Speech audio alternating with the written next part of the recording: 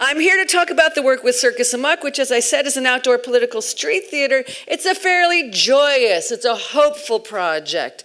As much as I feel like this work is a powerful tool, in fact, it's the, of my dance career, my play making, my teaching, the work of Circus Amok in the parks is the most meaningful work that I've done and imagine will do. But as I'm raging and disgusted and discombobulated right now, I'm going to have to push into talking about this kind of motivational utopic project. But the Amok work is also very much about working in and with rage, so I will probably bring that to the picture a little bit more today than I had planned. One of the themes that I often address when I talk about Circus Amok is the queering of public space. We're talking about the moving and the shaping and the interacting with public space. Creating counter-publics which are filled with people like myself, ladies with beards, disabled people, people that aren't usually welcomed into the public space. Our public space is a space that challenges the seething, white, heterosexual, patriarchal, misogynist fist of social control that rules public space. Please excuse my going out there today, but this is a special gift I offer you. This is what Donald Trump has offered us. We get to now start yelling things like misogynist, patriarchal fist of social control again. So, enjoy that this week. We could all do it together. White, heterosexual, patriarchal, misogynist fist of social control. Can we try that? Yeah. A space that challenges the seething, with me, like a folk song. The seething, white, heterosexual, patriarchal, misogynist fist of social control that rules public space. Good work, people. So we'll get into the queering of space, but today maybe we'll also title it How to Make Work That's Joyous and Fueled by Anger and Rage. And I'll try to convince myself of that. Back to the beginning. Circus Amok, art in the city, art and the city. Circus Amok is a urban circus, and a city-based circus, a socially embedded circus. New York City is our home. We make work about New York City. They're big circus spectaculars. I'll show you some forthcoming. They always address a social justice theme. Generally something that affects New Yorkers. We perform them free all over the city. Why do we focus our efforts on New York as opposed to touring nationally and internationally? Why do we stay local? Why outdoors and free in public spaces, various publics? Questions we'll get into, but before I go into the why and the how, let me describe a little bit of what we do, the nuts and bolts. We're a one ring, no animal, except paper mache, political, new, very old style circus. Part of the new circus movement, but we really love the traditional. We've been performing in the parks of New York City for a little over 20 years. Depending on our budgets and the size of our season grows or shrinks.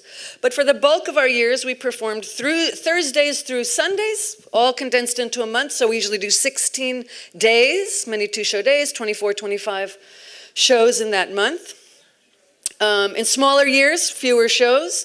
Lately, primarily because of my burnout with organizing and fundraising, we've been going out without a sound system. We usually have, we don't have a tent, but we traveled with plywood floors, a mats on top of that, a cover on top of that, a ring curb, 10-foot scaffold towers, a curtain in between, miles of props and costumes, sound system, blasting band. But recently we're going without the sound system, without sets, fewer props, fewer costumes, so we're trying a new kind of intimate, raw, close-up version. So each year's show has a social justice theme, but we're also always dealing with issues of gender and sexuality, at the very least by being ourselves. We've actually rarely had any of those topics as our central topic. But because our presentation of self, or mine in particular as ringmaster, doesn't have a traditional gender normative positioning, the work becomes about gender. All work is political, yeah? But if it upholds the status quo, we don't always notice it's taking a political position. It seems normative, right? That's something we'll come back to. So this work doesn't, so it seems political, but we also discuss policy issues, issues of social justice, agenda.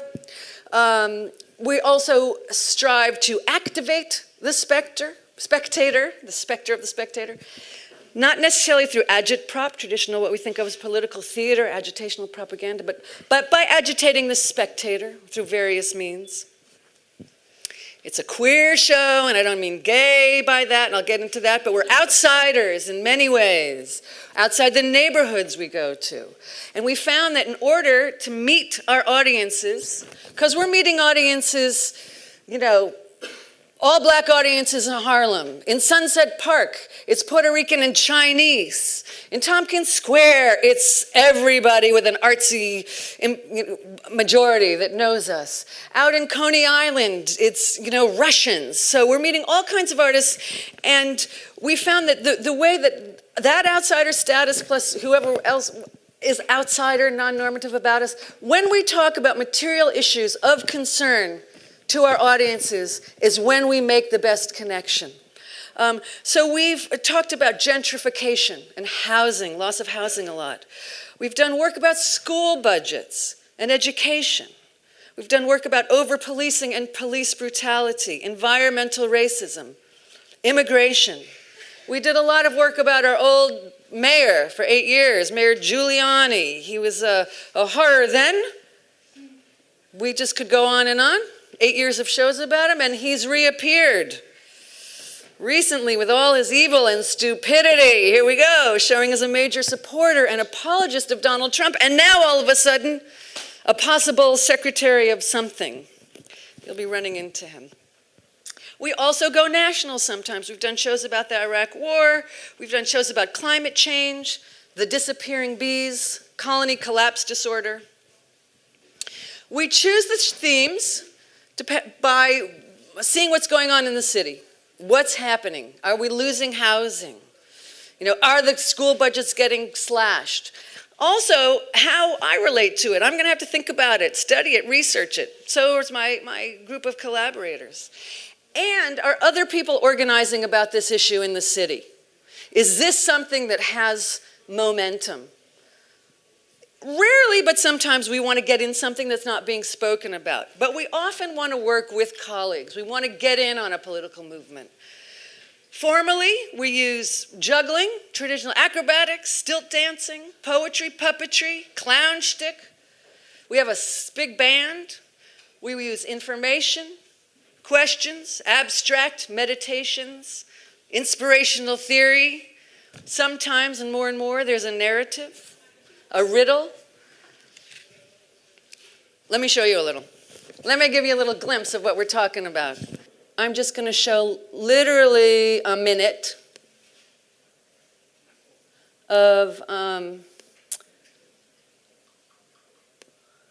really quick clips that give you a sense. Several parks. This is many, many years ago.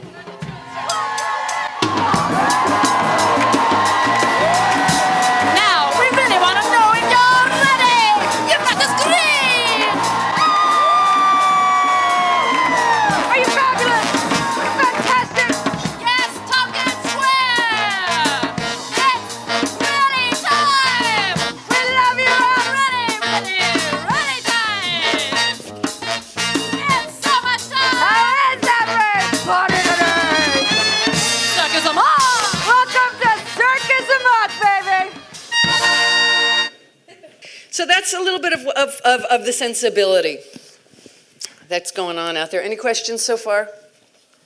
Okay, good. Let me talk about why we work outdoors. Why we work outdoors and why we work for free. Anybody can come. And in my feminist utopia that this is, we all have equal access. Anyone can come, and so it is with this show in this park. And not only is it free and outdoors, but it moves from park to park. So it gets out of the art ghetto. It comes to you. People that can't afford it get to see it. People that don't choose to come to see it will see it. If you're making work that actually wants to be part of a citywide conversation or address city issues, you have to take that work to people all over the city. You don't want to just show a few people that you have a smart way about thinking about a city problem. I mean, you might want to do that, but I'm not that interested in that. I also love it because the sets and lights are gorgeous, right? The sky, the skyline, whatever it is, the parks, ever changing. One day, it's a bright show in a brightly lit sunshine. One day, it's a moody, rainy show. So I bring some of my improvisational, chance-based Merce Cunningham training as a dancer, right, into this popular theater, this Parks arena. The sound the same. We have this incredible band, but on top of that, we have whatever's coming from the environment. We have car speakers. We have the ice cream truck. We have sirens interrupting. One of my favorites is when we play by this amusement park, Coney Island, by the big roller coaster, and every minute and a half, there's terrified screaming, interrupting the whole show the whole time. So this for me is joyous. You don't get this in a theater. What will it be? How will it sound? So we work carefully to have enough to hold it to its center and to be able to support all of that chance-driven environmental. And there's, of course, people, too, who are going to be interrupting and saying things. It speaks in all kinds of theatrical languages because we're going to all those places. So we're working with lots of vocabularies, as I mentioned. We have a great brass band. Colors and sounds excite me. It's actually heaven for me inside that environment. And traveling with the park, I can get naked in public space. Working with friends, I pee in a bucket. What could be better? So we claim the city as our home as we do this, as we move around and we build our little environment for the day. We put up our bucket and we bring our band. It's a shared home with friends and strangers. Jane Jacobs wants us to look at the city as a space that's created, rather than being created by designers and developers, is created by the actions of our daily lives. Yeah, so if we actually in one neighborhood want to get to, everyone wants to get to that one store, we make a path through the park, right? It's ground up, the city grows. If we want to gather in public space, if we want to open up spaces, we bring our party to the space and open it up. In reclaiming the space and taking this dramatic action in the face of forced sterilization of the city as it's gentrified by government supporter developments, we're making the world we want to see. As I said, it's a genderqueer world we're creating out there. Creating this community in public space is incredibly unusual. Queer sanctuary is usually in a bar hidden away, but not here. All kinds of queer out in the commons. Genderqueer, ringmaster, bearded ladies and ringmaster, the power dynamics are flipped. Strong ladies, anti-capitalist, we think of new ways to think about issues, new strategies of resistance. And to the extent that we all of us make the work in part to make the world we want to live in, to see the world we want to live in. There is that utopic aspect to the project. I'm going to say a queer utopia. I understand that there are many codes and many approaches to the idea of creating a future, the idea of imagining into a utopic future. I'm just going to come at it from the world of queer theory today, because that's going to allow me to quote from Jose Munoz, may he rest in peace, a beautiful theorist and friend from New York. Queerness is a longing that propels us onward, beyond romances of the negative. We can all sit around and point out how bad it is and why, and toiling in the present. Queerness is the thing that allows us to feel that this world is not enough, that something is missing. Often we can glimpse the worlds proposed and promised by queerness in the realm of the aesthetic. The aesthetic, especially the queer aesthetic, frequently contains blueprints and schemata of a forward-dawning futurity. Both the ornamental and the quotidian contain a map of utopia that's queerness.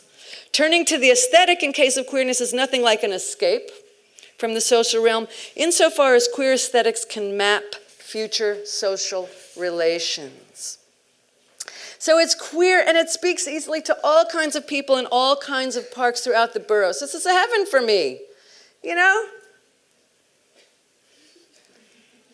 When we think of publics and going out in the public, we often think of a singular, essential everybody, and we started to think about that this morning. How do we create publics? Who's in these publics? Anybody who happens to be around? No. People with dogs want to go to the dog park. People who live there, people who feel invited there, people who feel safe there, people who we feel reflected by the advertisements around them in a particular public space. People can afford those clothes. People who can fit into those clothes that are being sold or advertised. People who aren't afraid of being abused in that particular space or being violated. People of color are not gathering in public spaces in white supremacist neighborhoods. If you're gay, you're not going to hang out in a park you might get beat up in. And if you're a woman, you know, your nighttime options can be limited. So we think of these spaces as where we all gather. We don't. It's not necessarily a welcoming or safe space for all kinds of minoritarian subjects. But this discriminatory behavior, you can get pulled over, we say driving while black in public, like the street is not a safe public space. I feel uncomfortable at the beach. This discriminatory behavior is not just the result of our personal racism, misogyny, and homophobia that's lurking around. It has a long history of being sanctioned by the states, in the states. So we go back to look at the law, and as Sandy was bringing up earlier, we go back to the law, we see why can't we use these things? Why is this happening? And this allows us to take action. So let's look back a little bit. There was a time when I could have been arrested for having a beard and being out in public. In the States, in 1863, the San Francisco Board of Supervisors passed a local law that prohibited public appearance of anyone in dress not belonging to his or her sex. They probably hadn't thought to include actual physical features at the time. In the second half of the 1800s, 34 cities passed laws against cross-dressing. All kinds of people were arrested. Could be a stylish straight woman going, dressing as a man for a night on the town, butches, female impersonators, transgender people. Some of these people were arrested, some were institutionalized, some were deported.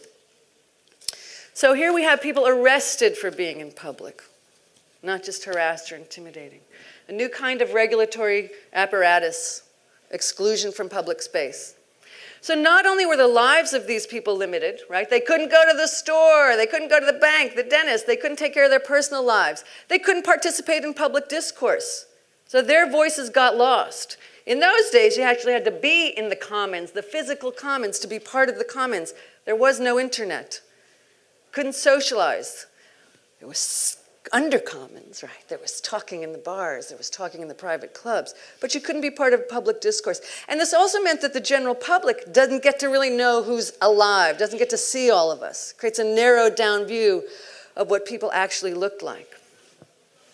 And these laws extended to race. There was a time when women of Chinese descent couldn't be seen on the streets. You couldn't be seen with disabilities. It was called the ugly laws. And we still feel the vestiges of these laws in both the comfort and discomfort people feel in public and in the exclusion of these voices in public debate. So if we understand that public space is a highly regulated space, we have to think about interventions, back to the work, that work to disrupt those regulatory forces, creating counter-publics in Michael Warner's language. And this is what we try to do. Create these sanctuaries, invite everyone in to be part of this utopic future for a day, and let's look at something. Let's take a little look at the work. Let's see how it works. How do we get out there, invite people in? This clip I'm going to show is from a 2006 show called Citizenship, which was a show about immigration. And I chose this theme for several reasons. There was an anti-immigration reform bill in the US at the time that was causing a huge outcry around the country, and there were demonstrations everywhere. We hadn't had a lot of demonstrating the last few years, and Latinos were out in the street, which was very new as well at the time, and it was really exciting to me. A grassroots movement was being born, it felt like. At the same time, there was another front of immigration rights work going on locally. So people were organizing for workers' rights for domestic workers, for nannies. And we knew people that were helping with the folks that were organizing that movement, Domestic Workers United. So we had the international, we had the local movement, we had people that could follow up and tell us what were the best strategies. So we did the immigration show. In this clip, you're going to see a bunch of nannies who, turns out, the narratives are sometimes far-fetched. Used to be in the circus. They're here rehearsing in the park because they've decided to put an act together and go back to Argentina where they can get health insurance. Because we were making this show also at the time of the pink tide, when there was an influx, a huge bunch of socialist leaders, Michelle Bachelet, getting in, Evo Morales getting elected in South and Central America, which has, taken its turns as well.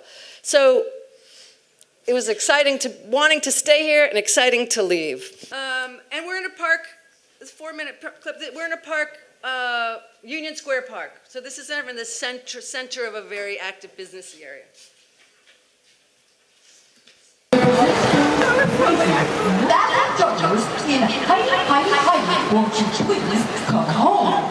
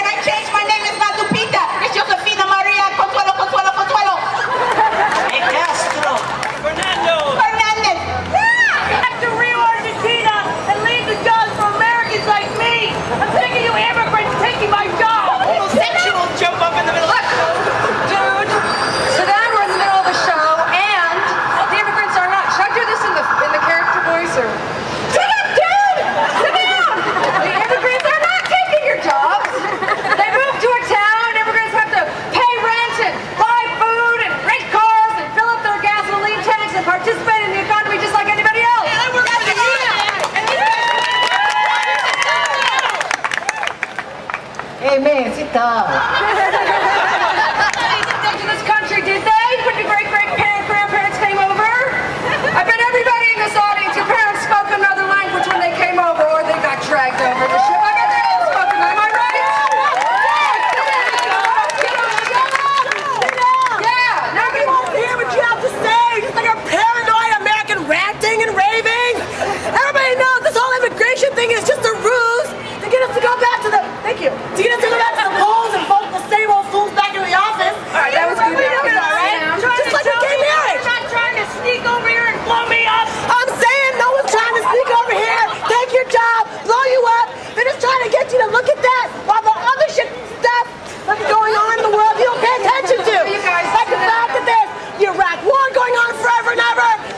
My cousin works in the cancer. You can only take any section of the world.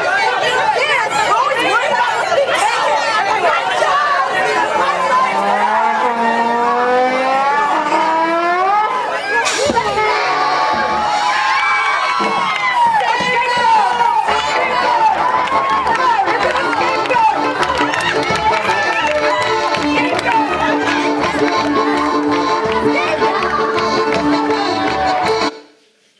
That's that.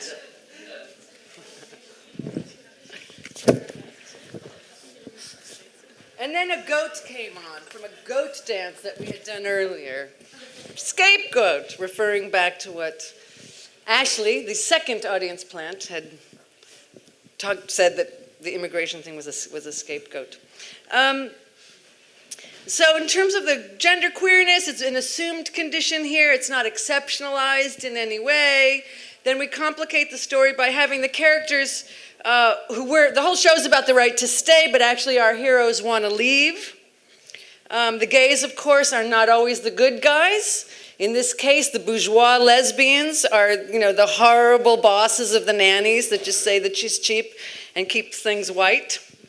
And then I break the fourth wall, or the fourth ring, as we say, as I made up to say, in the circus, not only bringing the audience into this discussion by asking about their own immigrant history, you all, relatives all spoke another language and you got dragged over, but by even in that small moment saying to them, should I speak in my character voice? Should I speak in the high voice? So, we're bringing everybody in and out of the theater-making world. I want to show one more clip. And this one comes from a show a couple of years ago,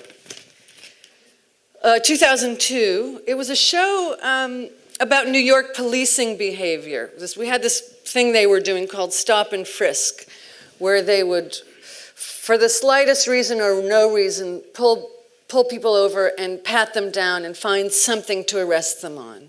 Or even just getting stopped. It was part of a huge over-policing effort. It was primarily affecting black men who became terrified to go out in their own neighborhoods because they would get picked off. I mean, I knew people that were like, I've gotten pulled over, 10 times this year on my way to high school. And they're late for school.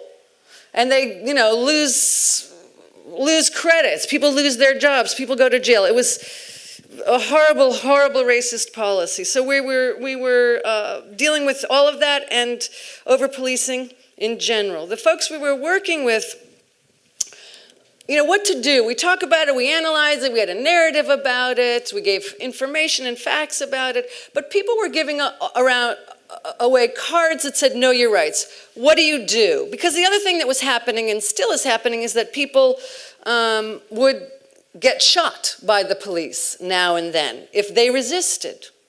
If they went to their pocket to pull out a wallet, as it happened, yes, and the police thinks it's a gun and they shoot you. So there was a real movement to we want to resist, but we don't want people getting killed. So let's know what to do, our rights and how to stay calm when this happens. So we did an audience participation number where we taught this. We rewrote the Sisters hit of that summer called Let's Have a Frisky. So that was a popular pop tune, and we put this new language to it, which you will see in this clip. So let me show you this one. So there's been some verse and some chorus and some dancing. And then we get where everyone can come, where all are free and happily unthreatened by a gun on the streets in every city. Citizens have the right to freely move and breathe without putting up a fight. Let's stop the frisky. We're gonna stop the frisky. Got to know your rights. Let's stop the frisky. I never felt good about that dance. I want to skip to the next part. This is the time. This is the time for you to get off your butts and sing along and dance along with us. In the meantime, we're going to teach you a few things. What you need to do should you get pulled over with a popo. That's right. Stand on up, lovely people. Stand on up. Thank you, Cindy Greenberg. Stand on up. Yeah. Here we go. So, should the NYPD roll the phone, yeah? The first thing you're going to do, stay cool. Just like that with your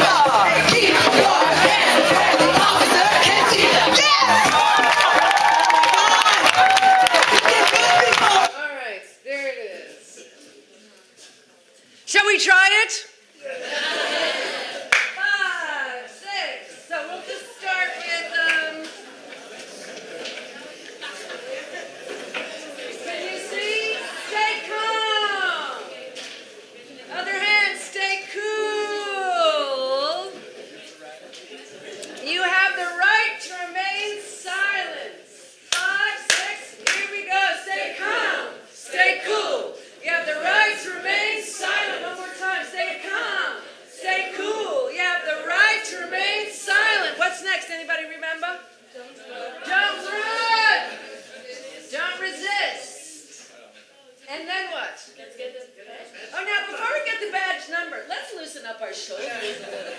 Let's get that arm moving. Good. Don't hit anybody and get that badge number. So starting with don't run. Here we go. Up top 2. Don't run. Don't resist. And get that badge number from the top. Stay calm. Stay cool. You have the right to remain silent. Don't run. Don't resist. And get that badge number. And keep your hands where the officer can see them. Keep your hands where the officer can see them. One more time. Stay calm. Stay cool. You have the right to remain silent. Don't run. Don't resist. And get that badge number. And keep your hands where the officer can see them. Great. Have a seat.